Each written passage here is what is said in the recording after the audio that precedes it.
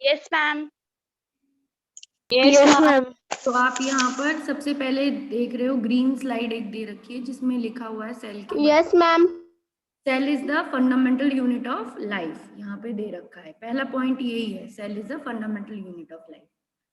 Then इसमें ये बताया है study of form structure and composition of cells. मतलब सेल्स के बारे में अगर हम कुछ भी स्टडी करेंगे, सेल का स्ट्रक्चर पढ़ेंगे, सेल का शेप पढ़ेंगे, फॉर्म पढ़ेंगे, अगर हम सेल के बारे में कुछ भी चीज पढ़ेंगे तो वो एक साइंस के अंदर आती है जिसे कहते हैं साइटोलॉजी। क्या कहते हैं? साइटोलॉजी। ये दिया हुआ है पहला पॉइंट। फिर दिया cytology. Cell is the functional structural unit of life, ये पॉइंट दिया हुआ है। यूनिसेलुलर ऑर्गेनिज्म होते हैं ये बता रखा है, मल्टीसेलुलर ऑर्गेनिज्म होते हैं ये बता रखा है। ठीक है, यूनिसेलुलर ऑर्गेनिज्म के एग्जांपल दे रखे हैं, मैंने भी आपको डेफिनेशन लिखवाई थी। तो बताओ मुझे यूनिसेलुलर ऑर्गेनिज्म क्या होते हैं, मल्टीसेलुलर ऑर्गेनिज्म क्या होते हैं? Tell me. मैम यूनिसेलुलर एक सेल से एक ही सेल से बने होते हैं। मल्टीसेलुलर यूनिसेलुलर ऑर्गेनिज्म होते हैं उसमें यूनिसेलुलर ऑर्गेनिज्म एक सिंगल सेल परफॉर्म करती है फंक्शंस। हाँ, और मैम मल्टी सेलुलर होते हैं जिसमें वन से ज्यादा सेल परफॉर्म करती हैं। सही है। यस अब मैम। यहाँ पर एक और साइंटिस्ट का नाम दिया हुआ है और उससे पहले एक पॉइंट दिया हुआ है कि मल्टीसेलुलर ऑर्गेनिज्म में डिवीजन ऑफ लेबर देखा जाता है। क्या देखा जाता है? Division of labour. इसका मतलब division of labour. Division of labour का मतलब क्या होता है कि अलग अलग तरह के सेल अलग अलग काम करेंगे। ठीक है, कि आपके मसल्स आपका मूवमेंट करेंगे और स्केलेटन आपकी बॉडी को शेप देगा। नर्वस सिस्टम के जो सेल्स हैं वो थिंकिंग करने के काम आएंगे। ठीक है, अलग अलग तरीके के सेल्स आपको अलग अलग फंक्शन करेंगे, तो इसको डिवीजन ऑफ लेबर कहते हैं। स्किन आपको प्रोटेक्ट करके रखेगी आउटर इन्वायरमेंट से। ठीक है, तो इस प्रॉपर्टी को क्या कहते हैं, इस फिनोमिना को क्या कहते हैं, जिसमें different tissues perform different function, this phenomena is known as division of labour. मतलब पूरी बॉडी का वर्क जो है, पूरी बॉडी का जो लेबर है वो डिवाइड हो गया, मसल्स ने किसका काम ले लिया? मूवमेंट का। स्केलेटन ने किसका काम ले लिया? शेप देने का बॉडी को। ठीक है, हार्ट ने किसका काम ले लिया? पंप करना ब्लड। तो लेबर क्या हुआ? डिवाइड हो गया। ठीक है, क्लियर? मम्मी ये है नहीं मैम। Yes ma'am.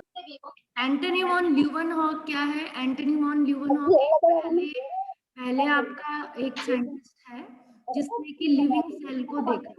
तो एंटनी वॉन ल्यूवेनहॉक ने लिविंग सेल्स को देखा, मतलब पॉन्ड के वाटर में उन्होंने ऑर्गेनिज्म को देखा। पॉन्ड के वाटर मतलब तालाब का पानी।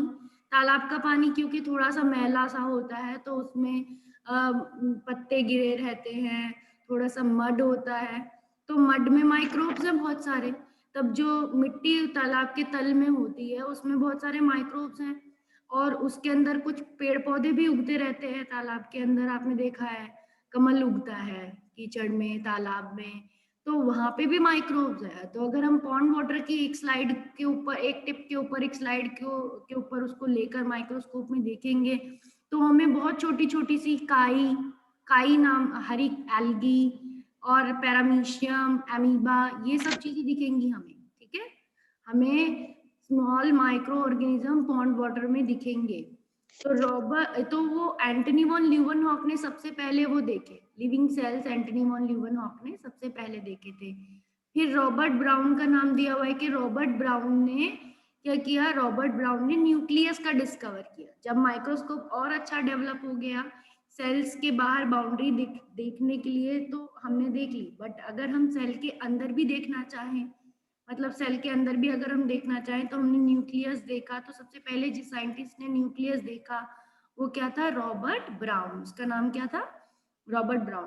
तो ये आपको एनसीईआरटी में येलो बॉक्स बना हुआ है, उस येलो बॉक्स के अंदर इनके नाम दिए हुए हैं। एंटनी वॉन ल्यूवेनहॉक का भी नाम उसमें ही है, रॉबर्ट ब्राउन का भी नाम उसमें है। देखो आप उस येलो बॉक्स को, सेकंड पेज पे, फर्स्ट पेज पे तो ऑनियन टिप की स्लाइड का दे रखा है, सेकंड पेज देखो एनसीईआरटी का। एनसीईआरटी के सेकंड पेज में एक येलो बॉक्स है, उस येलो बॉक्स के अंदर आपका ये पूरा दिया हुआ है, एंटनी वॉन ल्यूवेनहॉक का नाम दिया हुआ है, मैथलिस शील्डन, थियोडर स्क्वान, मिला आपको वो पैराग्राफ? Yes ma'am. उसमें ये साइंटिस्ट के नाम आप अंडरलाइन कर लो, इन साइंटिस्ट के नाम, एंटनी वॉन ल्यूवेनहॉक का नाम अंडरलाइन कर लो, मैथलिस शील्डन, थियोडर स्क्वान और रुडोल्फ बर्को, इनके साइंटिस्ट के नाम जहां जहां आपको मिल रहे हैं वहां वहां इन साइंटिस्ट के नाम आप मार्क कर लो, ठीक है।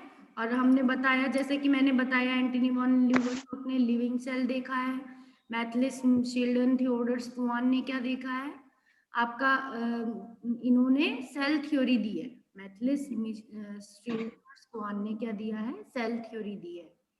सेल थ्योरी के पॉइंट्स दे रखे हैं और ईयर भी दे रखा है कि 1855 में और 1938 में थियोडर स्क्वान और मैथलिस शील्डन ने सेल थ्योरी दी, प्रपोज किया सेल थ्योरी को। मतलब सेल थ्योरी होती क्या है, उसके 2 पॉइंट्स हैं, 2 पॉइंट सेल थ्योरी के मेन है, जो कि आप ग्रीन स्लाइड में भी देख रहे हो।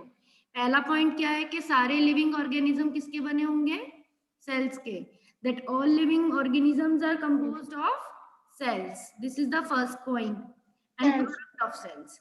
और second point क्या है, all cells arise from pre-existing cells. मतलब जो नए सेल आएंगे वो कहाँ से आएंगे, प्री एग्जिस्टिंग सेल से आएंगे, मतलब जो नए सेल हैं वो पुराने सेल से ही आते हैं। तो ये क्या होगा, ये आपकी सेल थ्योरी होगी।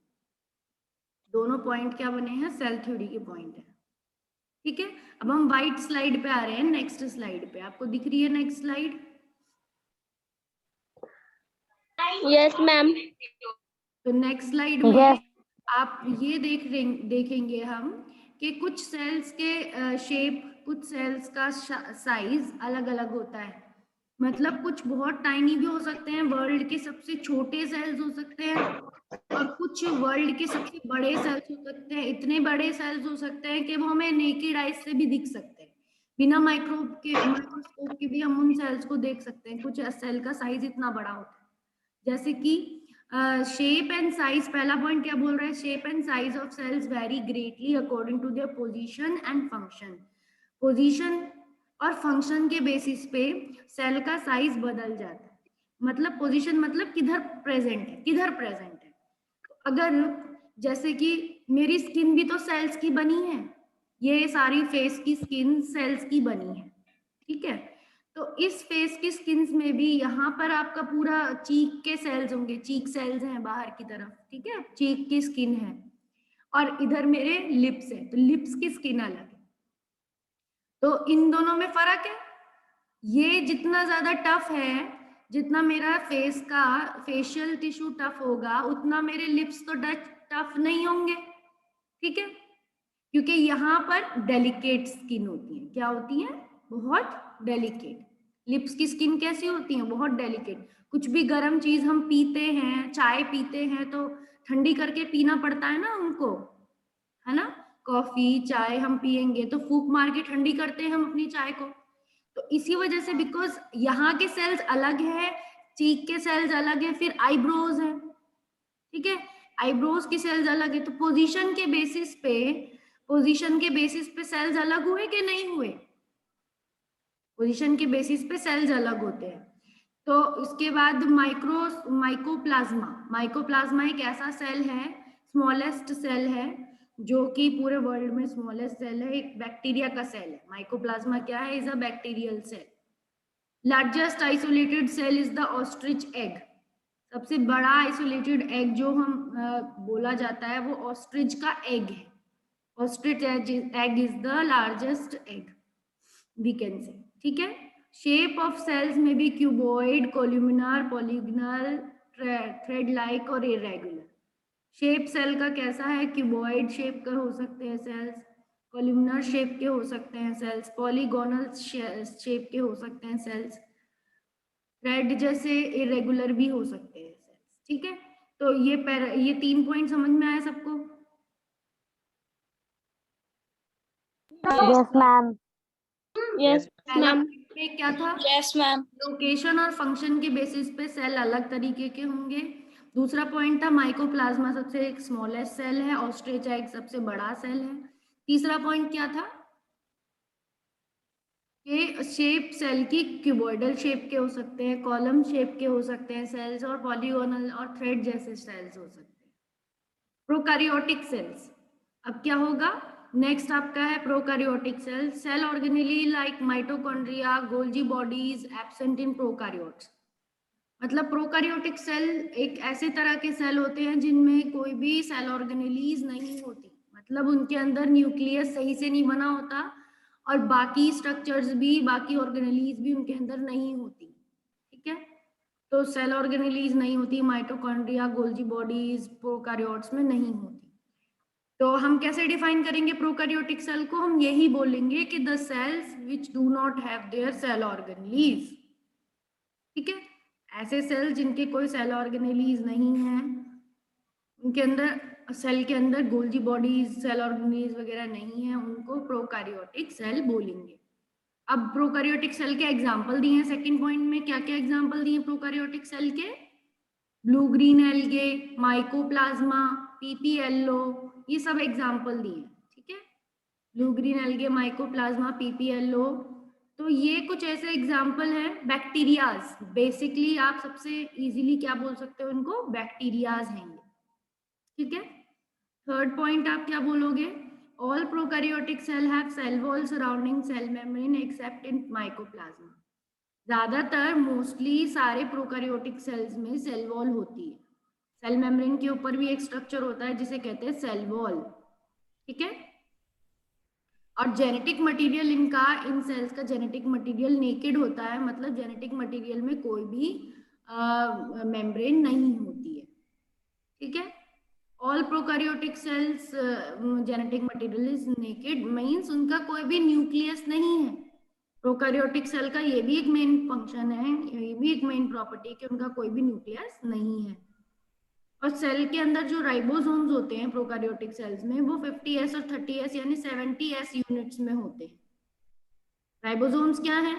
ये ऐसी स्ट्रक्चर्स हैं जो कि प्रोटीन बनाते हैं। Ribosomes forms the protein. तो यहां तक प्रोकैरियोटिक सेल तक आपको समझ में आया बच्चों?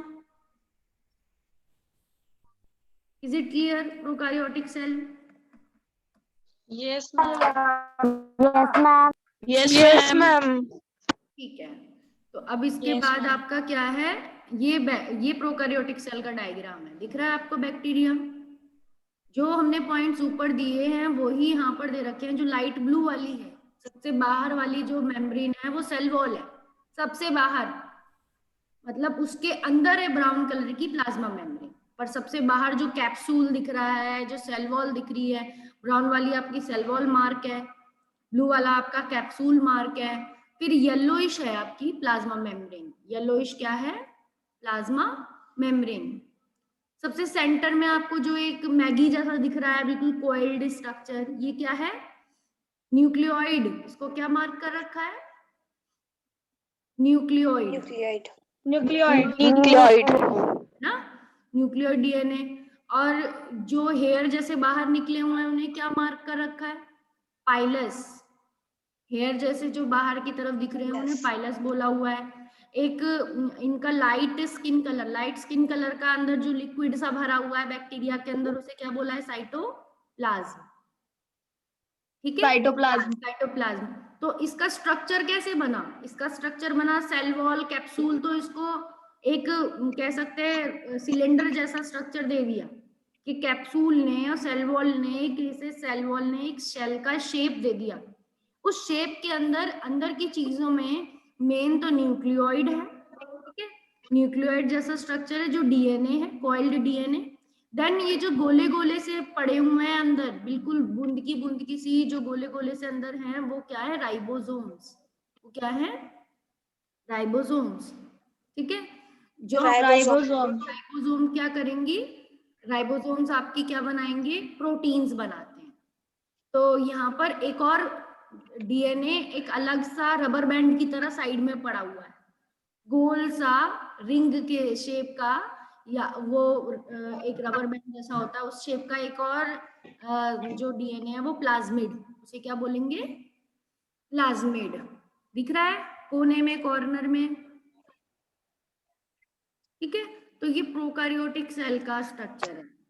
और एक पूंछ जैसी निकली हुई है, पूंछ जैसी या फ्लैजिला, उसको क्या बोलते हैं? फ्लैजिला। टेल जैसी स्ट्रक्चर निकली हुई है, उसे क्या बोलते हैं? फ्लैजिला। क्या बोलते हैं? तो फ्लैजिला इसको मूवमेंट करने में काम आता है। बैक्टीरिया फ्लैजिला को ऐसे हिला हिला के ऐसे ऐसे करके मूव करता है, सांप की तरह। जैसे सांप अपनी पूंछ पीछे हिलाता है तो आगे आगे बढ़ता जाता है ऐसे ऐसे करके, लहर लहर के, ठीक है। तो लहर लहर के सांप आगे जाता है, वैसे ही बैक्टीरिया जब अपनी फ्लैजिला को ऐसे ऐसे मूव करता है तो बैक्टीरिया भी आगे खिसकता जाता है, ठीक है। बैक्टीरिया भी आगे जाता है, तो मूवमेंट में फ्लैजिला हेल्प करते हैं। और जो पाइलस हैं, जो छोटे छोटे हेयर्स हैं, ये चिपकने में हेल्प करते हैं, दूसरे ऑर्गेनिज्म के चिपक जाते हैं इनकी वजह से, पाइलस की वजह से, ठीक है।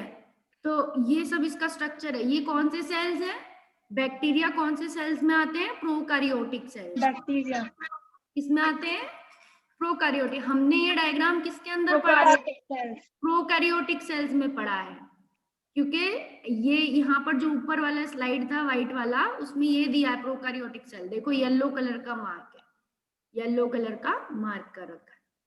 तो इसमें क्या क्या पॉइंट्स है? इसमें कोई माइटोकॉन्ड्रिया नहीं है, इसमें कोई गोल्जी बॉडी नहीं है प्रोकैरियोटिक सेल में, इसमें कोई न्यूक्लियस भी नहीं है। न्यूक्लियस की जगह क्या है? न्यूक्लियोइड है, न्यूक्लियोइड।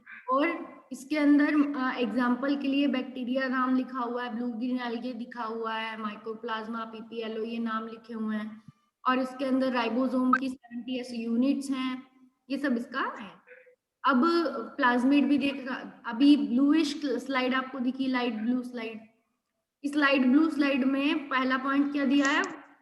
आपका प्लाज्मिड डीएनए का पॉइंट दिया है। प्लाज्मिड भी होता है किसी किसी बैक्टीरिया में जो एंटीबायोटिक से उन्हें रेजिस्टेंट करता है। स्पेशलाइज्ड डिफरेंशिएटेड सेल मेम्ब्रेन भी होती हैं जिन्हें म्यूजोसोम्स कहते हैं, ठीक है। बैक्टीरिया की अलग अलग शेप हो सकती है, जैसे रॉड शेप का, स्फेरिकल मतलब बॉल जैसा बैक्टीरिया भी हो सकता है, रॉड जैसा भी हो सकता है। जो भी हमने देखा था ऊपर, ये रॉड जैसा, ये कैसा है? छोटी सी रॉड जैसा बैक्टीरिया है, ठीक है। ऐसे हो सकते हैं बॉल, छोटा सा टेनिस बॉल, या फिर टेबल टेनिस बॉल होती है ना, टेबल टेनिस बॉल यहाँ से वहां खेलते हैं टेबल के ऊपर, छोटी सी होती है गोल से, पिंग पोंग बॉल जैसी, ठीक है। तो उस शेप के बैक्टीरियाज भी हो सकते हैं, स्फेरिकल, पर वो माइक्रोस्कोप से दिखते हैं, चाहे रॉड शेप के हों, चाहे बॉल शेप के बैक्टीरिया हों, स्फेरिकल हों। कोकस बोलते हैं उनको, क्या बोलते हैं? कोकस। आपने मुझसे पूछा था क्लास में लैक्टोबैसिलस, तो लैक्टोबैसिलस क्या है? रॉड शेप वाले। लैक्टोबैसिलस क्या है? रॉड शेप वाले, ठीक है। दही में मिलते हैं, जो दही में, तो दही में जो बैक्टीरिया मिलते हैं वो क्या होते हैं? लैक्टोबैसिलस, वो रॉड शेप वाले बैक्टीरिया। अगर उसकी हम एक स्लाइड बना के देखें तो हमको रॉड शेप के बहुत सारे बैक्टीरिया दिखेंगे। विब्रियो शेप, विब्रियो कैसे होते हैं बैक्टीरिया? कॉमा शेप के, उनकी शेप कॉमा जैसी होती है, जैसे हम कॉमा लगाते हैं ना, कॉमा कर्व में होते हैं। स्पाइरलम कैसे होते हैं? सांप जैसे, स्पाइरल की तरह, स्पाइरल की तरह स्पाइरलम होते हैं, ठीक है। अब हम नेक्स्ट देखते हैं,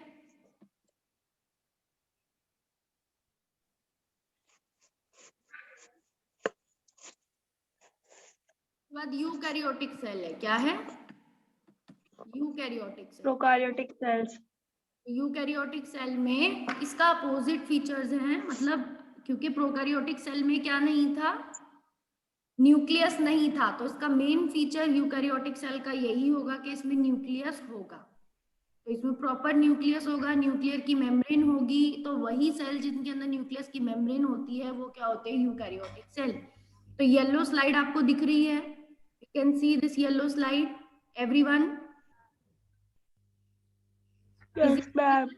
Yes, ma'am. Yes, ma'am. ठीक है, तो Yes, इसमें ma'am. हम देखेंगे कि इस येलो स्लाइड में यूकैरियोटिक सेल के क्या पॉइंट्स दे रखे हैं। तो यूकैरियोटिक सेल के पहले तो आपको एग्जांपल दे रखे हैं कि प्रोटिस्टा होता है यूकैरियोटिक सेल में, प्लांट आते हैं यूकैरियोटिक सेल में, एनिमल्स आते हैं, फंगस आते हैं, तो ये सब इसमें आती है यूकैरियोटिक सेल। इसमें साइटोप्लाज्म के अंदर ऑर्गेनेलीज भी होंगी, सेल के अंदर बहुत छोटी छोटी से ऑर्गेनेलीज होंगे, माइटोकॉन्ड्रिया, गोल्जी बॉडीज, क्लोरोप्लास्ट, ये सब चीजें प्लांट सेल के अंदर जो सारी, आपका एक एनसीईआरटी में डायग्राम है, पीछे 2-3 पेज पीछे पलट के देखो, प्लांट सेल का डायग्राम और एनिमल सेल का, उसको चेक करो और मुझे उसके अंदर के ऑर्गेनेलीज के नाम बताओ, एक सेल के अंदर कौन कौन सी चीजें हैं वो सब बताओ।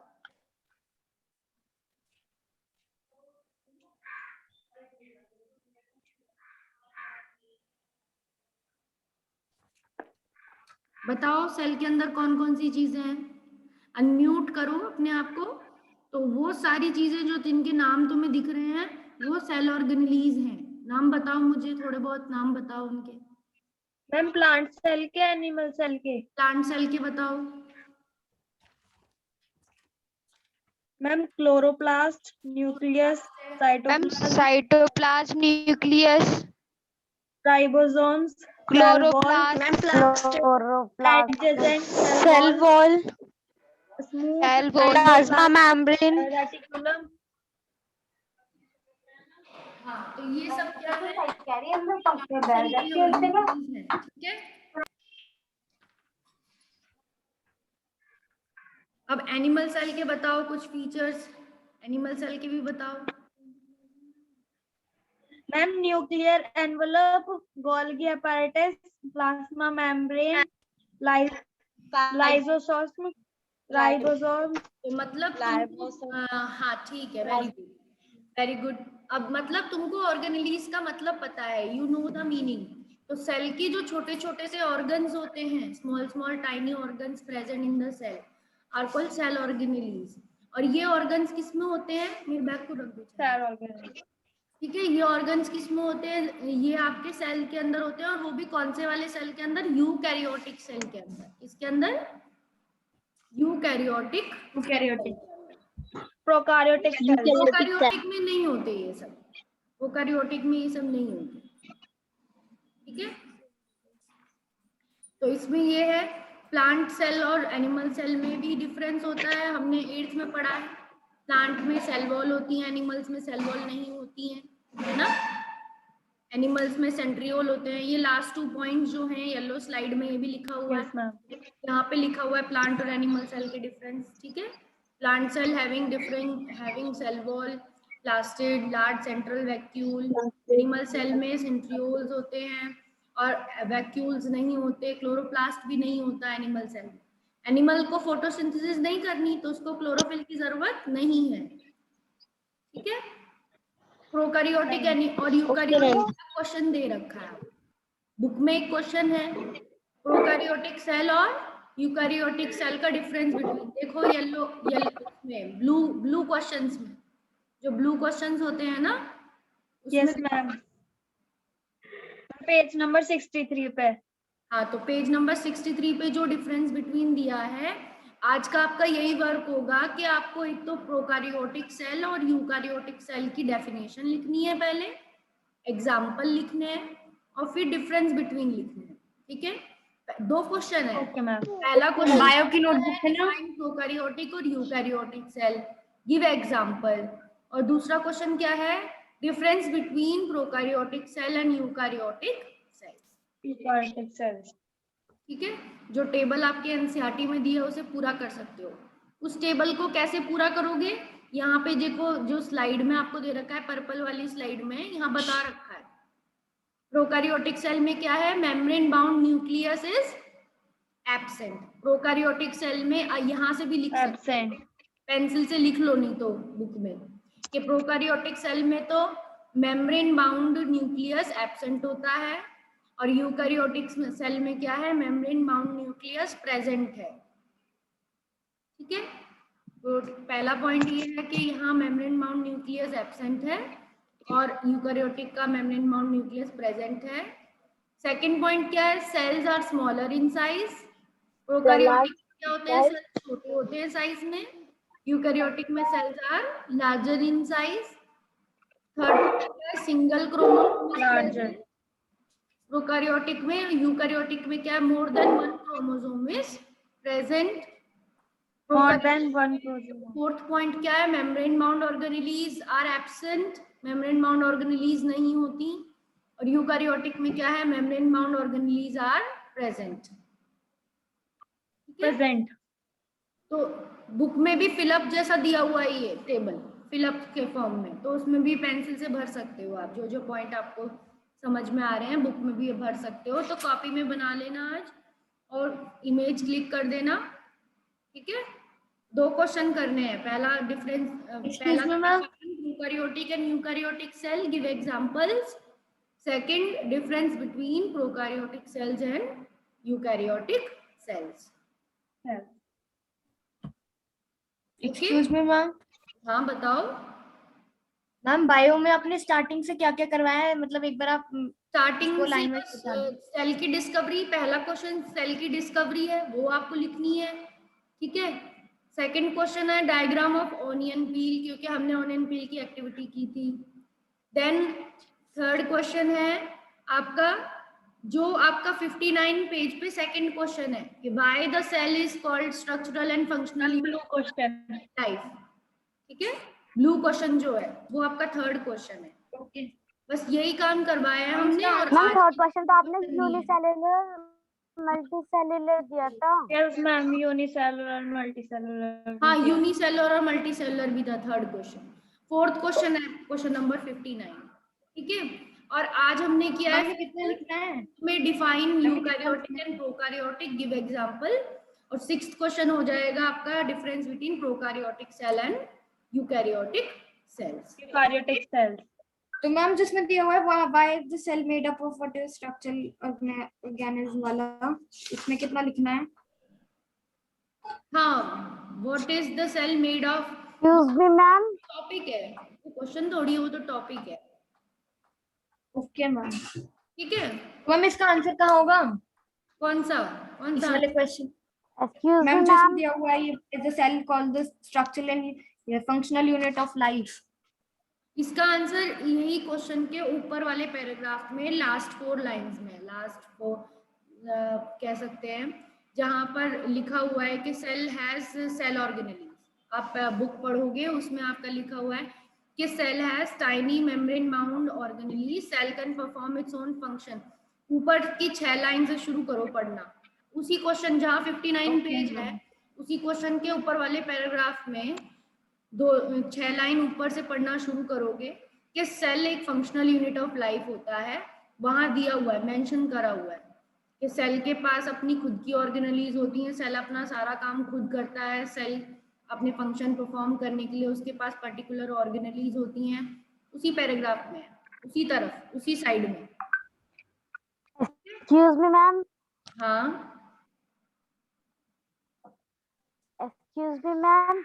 बताओ। मैम मुझे ये पूछना था कि मैम आप फोर्थ और फिफ्थ क्वेश्चन एक बार आप ग्रुप पर भेज देना। हाँ, मैं 4th और 5th क्वेश्चन लिख दूंगी ग्रुप में, ठीक है। Okay ma'am. Okay ma'am. क्या सेंड कर रही हूँ। Okay, ma'am. Thank you, ma'am.